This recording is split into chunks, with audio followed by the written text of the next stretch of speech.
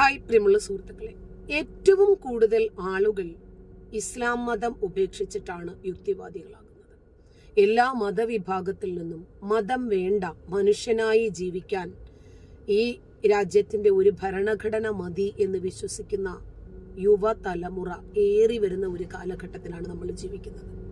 പക്ഷേ ഏറ്റവും കൂടുതൽ മതം വിടുന്നതിൽ മുൻപന്തിയിൽ നിൽക്കുന്നത് പാകിസ്ഥാനും ഇറാനും പോലെയുള്ള ഇസ്ലാമിക രാജ്യങ്ങളാകുന്നത് എന്തുകൊണ്ടാണ്? അതിന് പ്രധാനപ്പെട്ട ചില കാരണങ്ങളുണ്ട്. ഒന്ന്, ഏതു മതത്തിലും വിശ്വസിച്ച് ജീവിക്കാൻ ആ രാജ്യങ്ങളിൽ ഇസ്ലാം മതം ആ നിയമം അവരെ അനുവദിക്കുന്നില്ല.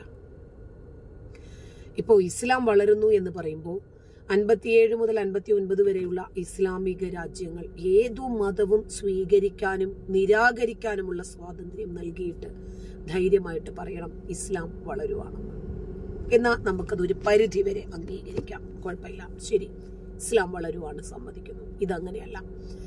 ഇത് ഇസ്ലാം അല്ലാത്ത മറ്റൊരു മതത്തിലും വിശ്വസിക്കാനോ ആ മതത്തെക്കുറിച്ച് അനുകൂലമായി സംസാരിക്കാനോ പോലും പാടില്ലാത്ത രാജ്യങ്ങളിൽ ഇസ്ലാം വളരുന്നു എന്ന് പറയുന്നതിൽ എന്ത് ഔചിത്യബോധമാണുള്ളത്? ഒന്നതാണ്. രണ്ടാമത്തെ കാരണം, ആ രാജ്യങ്ങളിൽ കൃത്യമായി എന്താണ് ഇസ്ലാം എന്ന് ജനങ്ങൾ മനസ്സിലാക്കുന്നു. ഇപ്പൊ ഇറാനില് നമുക്കറിയാം, ഹിജാബിന് വേണ്ടി നടന്ന ഹിജാബ് വിരുദ്ധ സമരങ്ങളൊക്കെ നമുക്കറിയാം. മനുഷ്യനായി ജീവിക്കാനുള്ള സ്വാതന്ത്ര്യത്തിനു വേണ്ടി ജനങ്ങൾ തെരുവിലിറങ്ങുന്നു. അതില് അവർ വീട്ടിൽ നിന്നും ഇറങ്ങുമ്പോൾ പറയുന്നു, ഞങ്ങൾ മനുഷ്യനായി ജീവിക്കാനുള്ള സ്വാതന്ത്ര്യത്തിന് വേണ്ടിയാണ് വീട് വിട്ടിറങ്ങുന്നത്, പ്രതിഷേധത്തിന് വേണ്ടി. ചിലപ്പോൾ ഞങ്ങൾ തിരിച്ചു വരാം, ചിലപ്പോൾ തിരിച്ചു വരാതിരിക്കാം. 5 മക്കളുടെ അമ്മ സമരത്തിന് ഇറങ്ങുന്നത് അങ്ങനെയാ, മഹസാമിനിക്ക് വേണ്ടി. ഉടനെ ആ 5 മക്കളും ആ അമ്മയെ അനുകരിച്ചു. അമ്മയോടൊപ്പം തന്നെ അവരും പ്രതിഷേധത്തിനിറങ്ങി. ആ അമ്മയും മക്കളും 6 പേരും മടങ്ങി വന്നില്ല. അലി ഖുമേനിയുടെ കിങ്കരന്മാര്, പോലീസുകാര് അവരെ കൊന്നുകളയുകയാണ് ചെയ്തത്.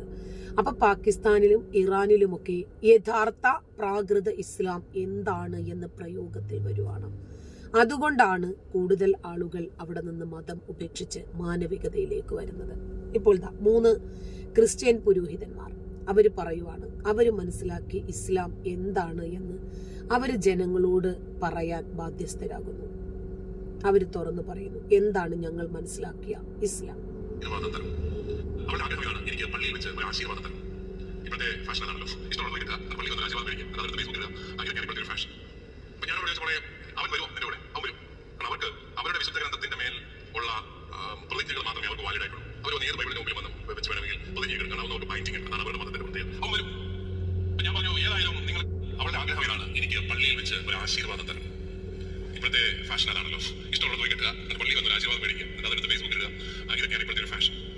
അപ്പൊ ഞാൻ അവിടെ ചോദിച്ചോളെ, അവൻ വരുമോ നിന്റെ കൂടെ? അവൻ വരും.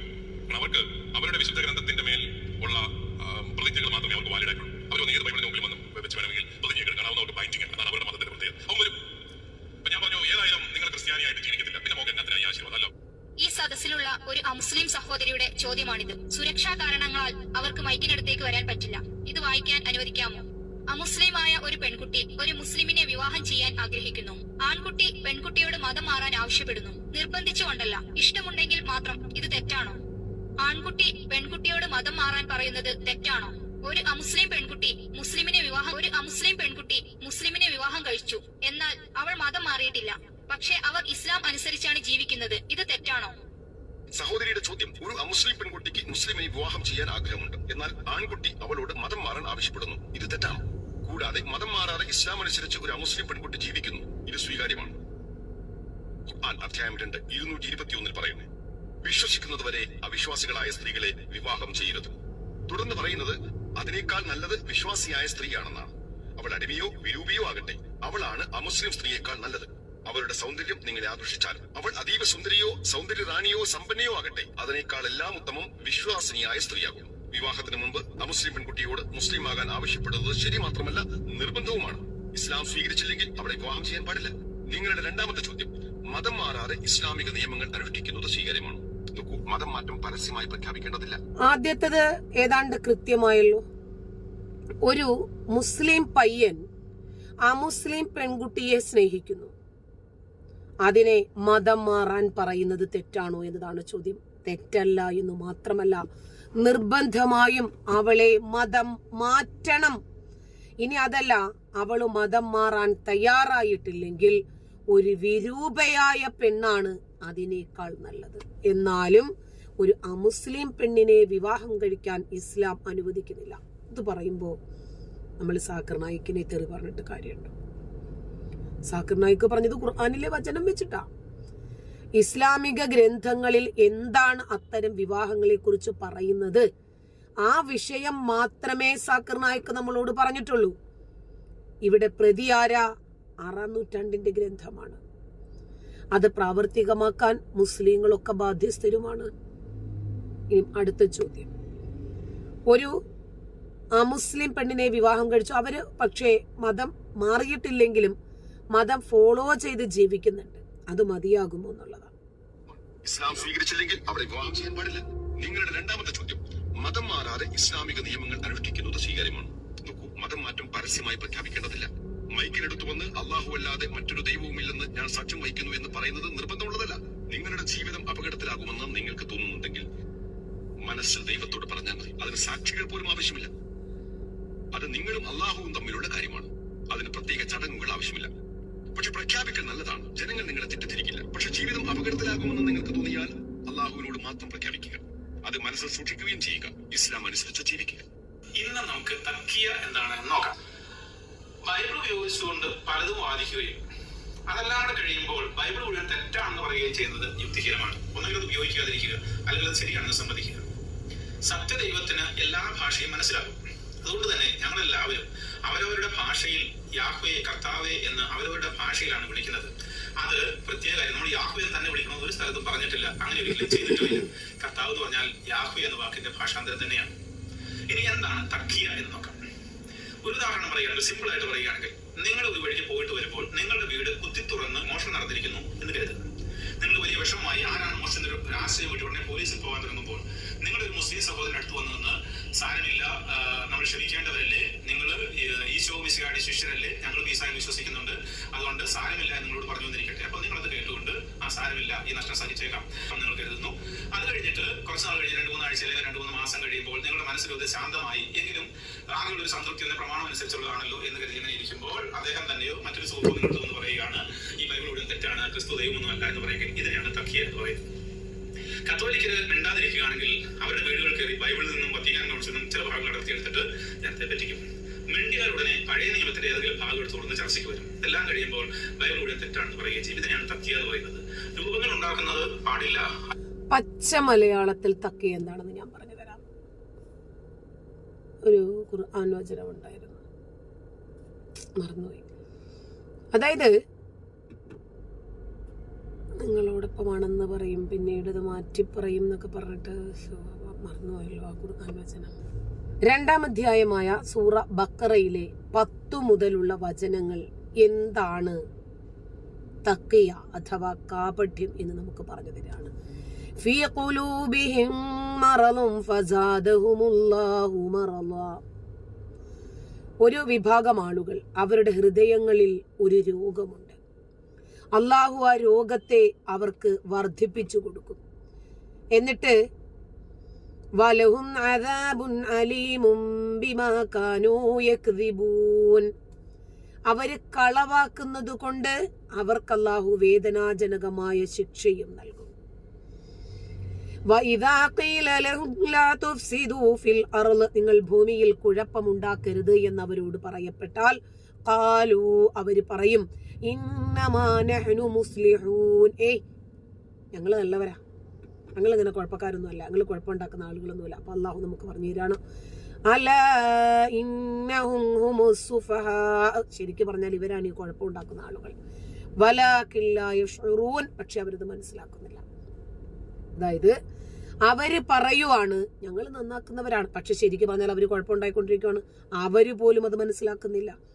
അപ്പോ ഇവരോടൊപ്പം നിൽക്കും, ഞങ്ങൾ നിങ്ങളുടെ കൂടെയാണെന്ന് പറയും, പക്ഷേ അവരുടെ ആളുകളോടൊപ്പം കൂടുമ്പോൾ അങ്ങോട്ടങ്ങ് കൂടുകയും ചെയ്യും. ഇതാ നോക്കിക്കോ, വഇദാ ഖീല ലഹും ആമിനൂ കമാ ആമനന്നാസ്, ഇവര് വിശ്വസിക്കുന്നത് പോലെ നിങ്ങൾ അങ്ങ് വിശ്വസിക്കണമെന്ന് അവരോട് പറഞ്ഞാൽ ഖാലൂ, അവര് ചോദിക്കും, അനുമിനു കമാ ആമന സുഫഹാ, ഈ വിഡ്ഢികൾ വിശ്വസിക്കുന്നത് പോലെ ഞങ്ങൾ വിശ്വസിക്കാൻ. എന്നിട്ട് അലാ ഇന്നഹും ഹുമുസ് സുഫഹാ വലാകിൻ ലാ യഅലമൂൻ, അവർ തന്നെയാണ് വിഡ്ഢികൾ, പക്ഷെ അവരത് മനസ്സിലാക്കുന്നില്ല. നമ്മളിപ്പോ ഈ വിശ്വാസം എന്താണ്, ഇസ്ലാമിക പ്രമാണങ്ങൾ പഠിപ്പിക്കുന്ന ഇസ്ലാം എന്താണെന്ന് ശരിക്കും മനസ്സിലാക്കി വിട്ടു വന്നു. നമ്മളിപ്പോ സംസാരിക്കുമ്പോഴേക്ക് വിശ്വാസികൾ നമ്മുടെ കൂടെ ശരിയാണ്, നിങ്ങൾ പറയുന്നതിൽ കാര്യമൊക്കെ ഉണ്ട്, നിങ്ങൾ പറയുന്നത് തന്നെയാണ് സത്യം, കാരണം നിങ്ങൾ ഈ മതഗ്രന്ഥങ്ങൾ പറഞ്ഞിരിക്കുന്ന കാര്യങ്ങൾ മാത്രമേ നിങ്ങൾ പറയുന്നുള്ളൂ, നിങ്ങളുടെ കയ്യിൽ നിന്നൊന്നും ഇടുന്നില്ല, ശരിയാണ്, നമ്മുടെ ഗ്രന്ഥത്തിൽ ഇങ്ങനത്തെ പ്രശ്നങ്ങളൊക്കെ ഉണ്ട്, ശരിയാണ് എന്ന് പറയും. എന്നിട്ട് അവരുടെ ആളുകളുടെ കൂടെ കൂടിയാൽ കണ്ടില്ലേ വിഡ്ഢികള് ഇസ്ലാമിക ഗ്രന്ഥങ്ങളെയും പഴിച്ചുകൊണ്ട് നടക്കുക. ഇതാണ് കാപട്യം അഥവാ തഖിയ. അത് നിയമവിരുദ്ധമാണെന്ന് പറയുന്നത് തന്നെ എന്തുകൊണ്ടാണ് സ്വന്തം വെബ്സൈറ്റിൽ തംബ്നെയിൽസ് ഉണ്ടാക്കുമ്പോൾ സ്വന്തം ഫോട്ടോ എടുത്ത് വെച്ചിരിക്കുന്നത്? അത് ഓട്ടോമാറ്റിക്കായിട്ട് വരുന്നതല്ലല്ലോ. നമ്മൾ 2001 സെപ്റ്റംബർ 11 വലിയ ഭീകരാക്രമണം എല്ലാവർക്കും അറിയാവുന്ന കാര്യമാണ്.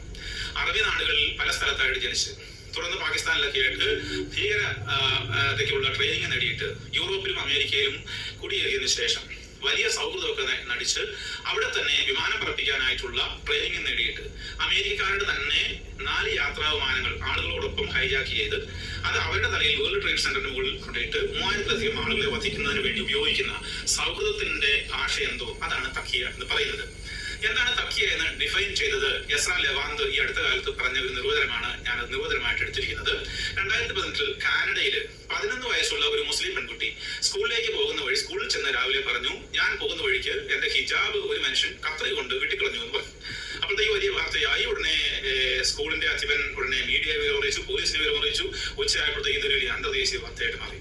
അപ്പോൾ വലിയ മീഡിയയുടെ മുമ്പിൽ ഇവര് ഈ സംഭവമെല്ലാം വളരെ വിശദമായിട്ട് വ്യാഖ്യാനിച്ചു. എന്നാൽ അപ്പോൾ കനേഡിയൻ പ്രധാനമന്ത്രിയായിരിക്കുന്ന ജസ്റ്റിൻ ട്രൂഡോ കാനഡ ഒരു തുറവിയുള്ള രാജ്യമാണെന്നും എല്ലാവരെയും സ്വാഗതം ചെയ്യുന്നുവെന്നും ഇങ്ങനെയുള്ളതൊന്നും ഇവിടെ സംഭവിച്ചുകൂടാ എന്നും ട്വീറ്റ് ചെയ്തു. പക്ഷേ കുറച്ച് ദിവസങ്ങൾ കഴിഞ്ഞപ്പോൾ പോലീസ് അന്വേഷണത്തിൽ മനസ്സിലായി ഇത് വെറുതെ പറഞ്ഞതായിരുന്നു. അതുകൊണ്ട് തന്നെ ഈ കൊച്ചിന്റെ മാതാപിതാക്കള് ഒരു ക്ഷമാപണം പരസ്യപ്പെടുത്തുകയും ചെയ്തു. ഈ വാർത്ത വന്നപ്പോൾ അവിടുത്തെ ഒരു രാഷ്ട്രീയ പ്രവർത്തകനും മീഡിയ പ്രവർത്തിക്കുന്ന ആളുമായ യസ്ര ലെവാന്ത് ഇങ്ങനെയാണ് തഖിയയെ നിർവചിച്ചത്. ഇസ്ലാമിക താല്പര്യം സംരക്ഷിക്കുന്നതിന് വേണ്ടി മുസ്ലിങ്ങൾ പറയുന്ന നുണയാണ് തഖിയ. പലതരം തഖിയുണ്ട്. മുഹമ്മദ് തന്നെ, അതായത് ഇസ്ലാം എന്താണോ അത് ആളുകൾ മനസ്സിലാക്കിയിട്ടുണ്ടെങ്കിൽ തൽക്കാലം നമ്മളൊരു കാപട്യം പുറത്തെടുത്ത് അങ്ങനെ അല്ല എന്നിങ്ങനെ വിശദീകരിച്ച് വക്രീകരിച്ചും പെയിന്റ് അടിച്ച് വെളുപ്പിക്കണം. മനസ്സിലായല്ലോ? ഒരു പെൺകുട്ടി വിചാരിച്ചപ്പോൾ 2 വിഭാഗങ്ങൾ തമ്മിൽ വലിയ രൂപത്തിൽ ഒരു കലാപം വരെ ഉണ്ടാക്കാൻ സാധിച്ചു. ഇനിയും സാധിക്കും. ഞാൻ പോയപ്പോൾ എൻ്റെ ഹിജാബ് കത്രികയിട്ട് വെട്ടി പോരെ. പ്രത്യേകിച്ച് ട്രൂഡോ ആണെങ്കിൽ നമ്പർ 1 കാപട്യക്കാരന്. കാരണം ഖലിസ്ഥാനികൾ ഇല്ലെങ്കിൽ ജസ്റ്റിൻ ട്രൂഡോ അധികാരത്തിൽ കയറില്ല. അങ്ങനെ ഒരു സാഹചര്യത്തിൽ ജസ്റ്റിൻ ട്രൂഡോ അവരുടെ കൂടെയല്ലേ നിൽക്കൂ. കൃത്യമായ രൂപത്തിൽ എന്താണ് തഖിയ എന്ന് ആന്റണി അച്ഛൻ വിശദീകരിച്ചിരിക്കുന്നു. കാര്യം മനസ്സിലായല്ലോ. നന്ദി.